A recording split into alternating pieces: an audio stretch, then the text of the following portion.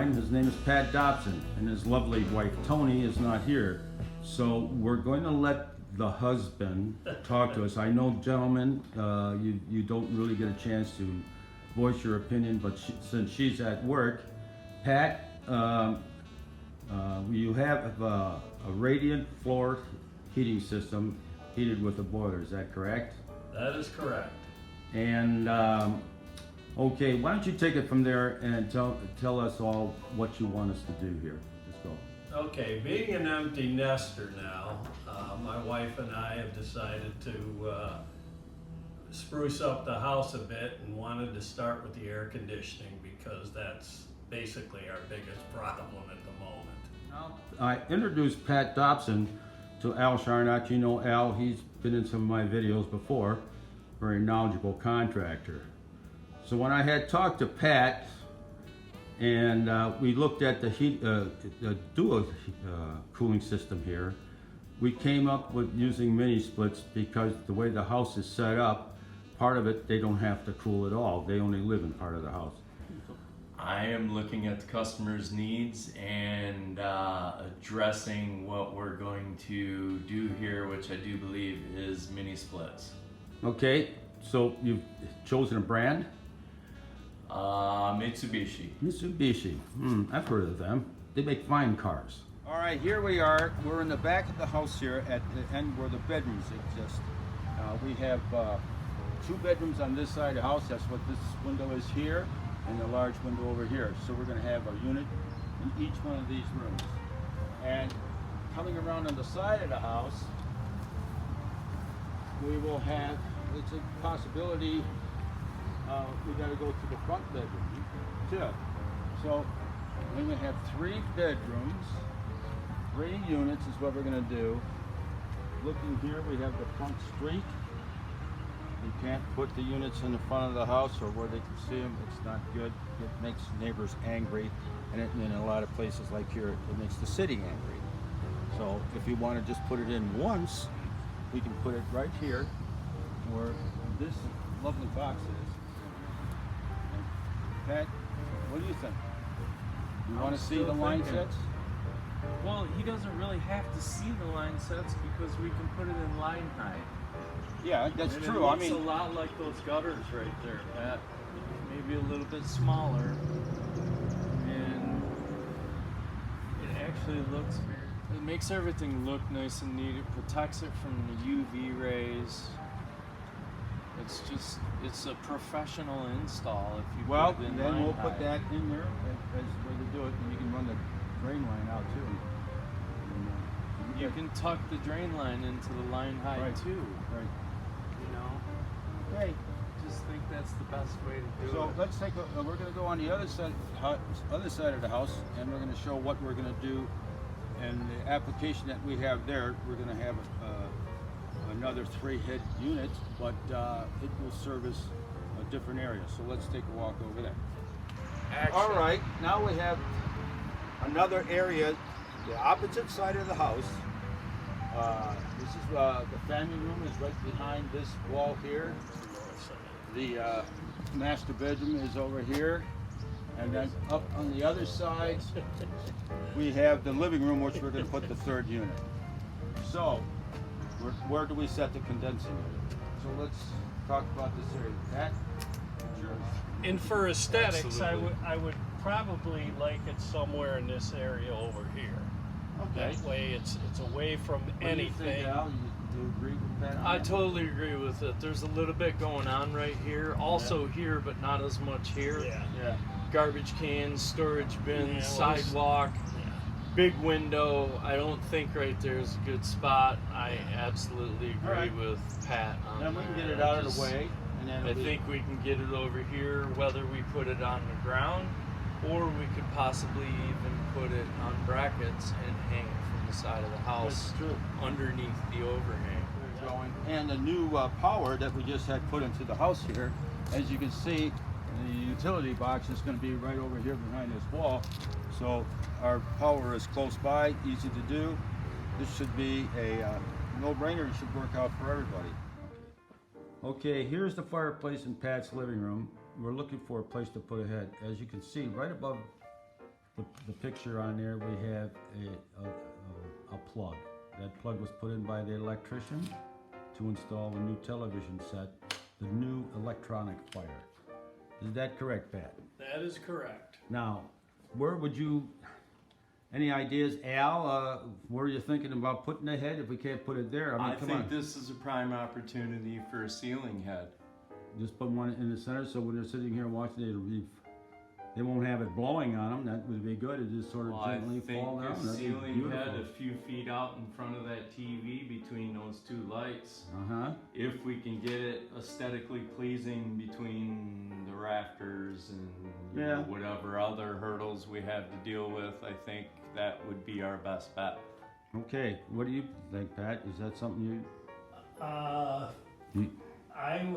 I'd kind of like to get an idea of what that would look like on the ceiling there, because All right. I don't know. My wife would be the main one for this. I kind of wish she was here, but she'll be. So our little discussion was let's not guess at what size heads we need because we don't want to overcool the house. The house needs to be cooled to the proper temperature and the humidity levels need to be proper and for the customer to feel cool. And now that I've gotten the square footage, I totally agree because I was overshooting a little bit. We're figuring out the type of heads that we're going to be using on the project, and the living room has turned out to be a little bit of a crusty deal because we don't want to put a big square head in the middle of the living room. Is that right, Pat? That's correct. Because Tony will throw you out of the house and you'll be living in the garage or something like that? Yeah, something like that. And then you'll need a head in the garage to stay cool. So that'll add expense to it that we don't want to. Right. All right. Not in the budget. So, not in the budget. So we decided that probably the best single place, and with Tony's approval, would be in the dining room above the little shelf that you can see behind it there, there up on the wall. We could put a head up there. Or, what else are we talking about? Maybe possibly a lower, what? Any other choice? They call it a floor-mounted unit. Floor-mounted It unit? actually sits up off the floor a little bit. Like a little floor, low wall. Okay. Yeah. So those are, we have choices to make. I guess we're going to do the bedrooms with all of the standard wall mount type units. Yeah. Okay. And that. With the multi-heads, Carl, that's all you can get is heat pump. That's it. That's Okay. all you get. So, inverter technology. Yes, sir. So that means that you have a heat pump that works to what? About 10 below zero or so? Yeah, I think the Mitsubishi goes that low. All right. Our family room and kitchen combination, living room and dining room all combined together is 1,155 square feet. Okay, a little over 1,000. Yeah, 1155, close to 1,200 square feet. So About 2 ton. 2 ton. that's large what floor. I was thinking too, was Right. another 2-ton. Yeah. Right, that should be sufficient. The house is doesn't seem. We're sitting here and it's quite warm outside and everything else. I mean, the house seems relatively. The house stays It- relatively cool It's unless this the this humidity. concrete Yeah. slab that we're staying on Right, that keeps us until cool, a a humid little day. bit cool, Right. Yeah. relatively cool. Yeah. Yeah. Yeah. Oh yeah. And it's covered with trees and so Mhm. okay, we're in good shape. I would go. That would give us a total of 4 ton, Yeah, I think. which will be more than enough for this house. Again. Well, the master bedroom is 187 square feet plus or minus. Okay, and then we have the combination in the living room and dining room. Living and dining is 312 plus 99, so that'd be 411. Okay. And kitchen, family room area, That is 744. 744. So those are our 3 areas on this one unit. And we have the 3 head sizes. 130%. We can go 130% of the capacity of the condenser. So that's cool. So that allows us to change the head sizes, or if one has a little bit higher head, that If we have to quote unquote oversize one of the heads, Yeah. we're not actually going against Right. any manufacturer's recommendations because, like I said, they're giving us 130% capacity of the condenser. If we're going 15 in here, now living room and dining room, I put 12. Okay, 12 and 15. Yeah, It's but 27. and then for the master bedroom, I went 9. Because that's 187 square feet. That's 9,000. You don't need that. 6 would be more than enough. 187. That's a third of a ton. That's all you need. No, A fourth. fourth of a ton. Well, that's close. A third or a fourth is very Alright, well, here's what we got. Our 130% of a 2-ton condenser is 31,200 BTUs. If I did my calculations right, I think I did. I use a calculator, I don't do it in my head. And our 15, 12, and 6K for the 3 rooms comes up to be 33,000 BTUs. Does he sound like he knows what he's doing? Did we Yes, he thoroughly does. confuse you, Pat? Yeah. I'm sorry for that. We did- I know it this is tends the to whole- Well, be that way. one of my questions would be, say there is, well, new people get in the house, whatever, and they need everything at running at full capacity. Would the amount of BTUs that he's talking about cover that? Yeah. Okay. That's something that I would not lose any sleep over. All right. Well, then I won't. Okay. Well, we're here again. We're back on the project here. What are we doing here today? We're gonna discuss placement of the indoor evaporator coils. All right. Your wife is going to join us today, isn't she? Yes, she is. So we can get the final okay and the blessing of the master. That is true. That is true. Blessing of the queen of the house. There you go. And anybody out there who's listening to this right now, if you think there's any other way this happened, You're sadly mistaken. you are mistaken. It is very true. So this is Tony, and Tony is going to give us her opinion on all this too. No. You're allowed to say anything you want to, Tony. We're going to talk about placements of all of this stuff, so if you have any questions on this of any kind. Okay, you're saying right the wall right next to you, Al, right up there. Yeah, right up here. Is that inside the house wall? That's on the other side of that. Isn't that a hallway to the... It's a hallway to the garage, right? Yeah. Like a breezeway kind Yeah, of it's, thing. Yeah. yeah, it's kind of like a mudroom type thing with Yeah. laundry. And then we're gonna go from here, and we're gonna go all the way across. Let's see if we can get a view of this. Yep, you can. Right outside the window, and where that blue tarp is, just on the other side of that corner of the house is where the unit is. So this is the dining room. We were here before, and we have an outside wall here. This is the patio outside, and then on the other side of the dining room is a half wall that goes into the living room in the front foyer. And that sounds very expensive when you say foyer. Yeah, this front room and here. So our placement of this unit is going to be? My proposal was here because we don't want anything in there because it's gonna be a big screen TV going over the fireplace. Okay. So, and there's no other areas out there to use. Well, Tony, what do you think? Is that okay by you? I mean, it's fine. How big are these things anyway? Yeah, that would be fine. Using the paper template here, Al's holding it up on the wall above the shelf, giving an idea of what size it is. Some people have it. This is a really good visual for the home. Yeah, that's. I think depending on the actual indoor size, it may get a little physically larger than this. But that's all. Yeah, go ahead. I just want to get a general idea of the size so I can kind of picture it in my head. It's a little bigger, but this one is a pretty Just good kind of, template to yeah. give you an idea.